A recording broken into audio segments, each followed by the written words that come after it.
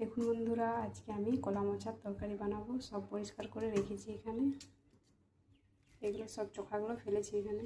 সব এবার ছোটো ছোটো করে কেটে আলু পেঁয়াজ দিয়ে তরকারি করব। তো দেখুন বন্ধুরা, এখানে আমি তেল, পাঁচফোড়ন, পেঁয়াজ আর আলুটা ভালো করে ভেজে নিয়েছি। এর মধ্যে এই যে কলা মোচাগুলো কেটে হালকা হলুদ আর তেল মাখিয়ে রেখেছিলাম, এগুলো এবার দিয়ে ভেজে নেব।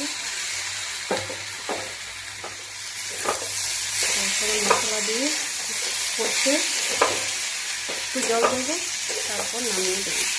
তো চলুন কেমন করে বানাচ্ছি দেখাই আপনাদেরকে।